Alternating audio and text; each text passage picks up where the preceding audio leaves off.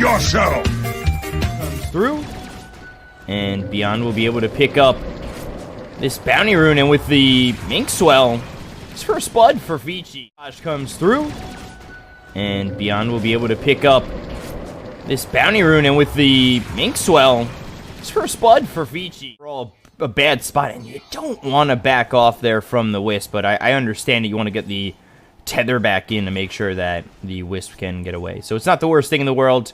You lose tether for just a moment. Had they gone in on mianmian, maybe it would be a problem, but it doesn't end up being a problem. We're taken away. Yang was in the sandstorm, so I guess that was a little bit of it. Take a look over top as Beyond is low. He'll end up falling. DY gets the kill. So Yang with 2 in the sandstorm, as long as he stays away from this sentry, which is hard because it's taking up a majority of the lane, he really should be okay. But the dive is coming out over mid. ButterflyEffect will die with Fade and Ori coming over.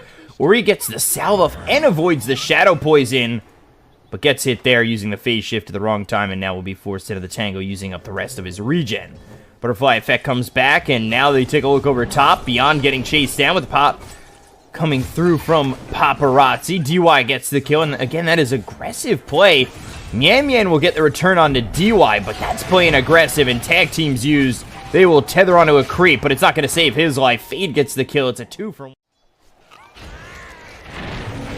Shards come through, Inkswell on top. Tether's not going to matter. The stun hits. The kill is there. Beyond ends up dying. And they'll get themselves a second with mianmian. Nowhere to tether to, except for this creep, which really doesn't help him. But giving him an open lane, I would say, is almost worse than maybe finding yourself the what-if scenario. But we take a look over mid. Ori, as another kill has happened on a Beyond. That's over top once again, but this is old news. I was looking over mid. I thought for a moment I'd be able to look over somewhere else, but mianmian, he's the one who has the sentry on his end, and things are getting really difficult. But Ori comes over, snowball over to mianmian.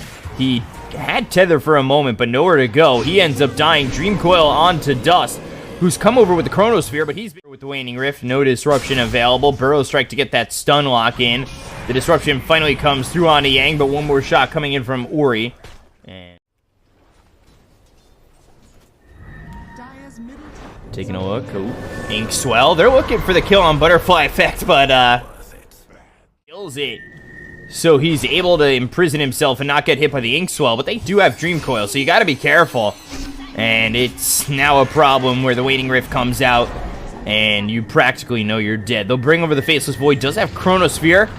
Stroke of Fate, the right clicks. They'll get the kill there for the side of Vici. Time Dilation on 2. Snowball save from Fade. Chrono on 3. This one's much better than the last. Rocket Barrage, Fade, DY, both dead. Ori getting out with the Illusory Orb, or not. Stunned up, and now a bit of a misplay by this mid player of Vici. He ends up dying. Defend on iG.Vitality. We'll see if they're even able to do so. Looking for the... They'll get the Chrono just barely onto Ori. The Phantom Throne, the Snowball is there, and now they'll come through with the Sanity's Eclipse. They'll kill off Ori. Dream Coil onto 1. Beyond on the run, but the nice Burrow Strike from Yang will take out Beyond. Moving back now will be Dust and ButterflyEffect. They'll take the 1, but they lose the 2. Epicenter. Blink. Burrow Strike on a ButterflyEffect. The damage rocking in. And now with the Shards, the Inkswell stuns up the Void. They'll get this kill. They look over at Dust. Yang running away, getting hit by this tower into the sandstorm. Not going to be enough. Here comes the Anti-Mage. Oh, I was farming? It doesn't matter anymore. I'm into the fight. They'll take out Daydream, and Paparazzi showing off his ability to...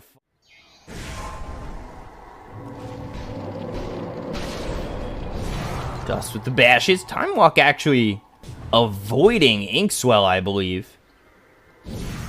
And DY nowhere to go. Paparazzi not willing to fight it.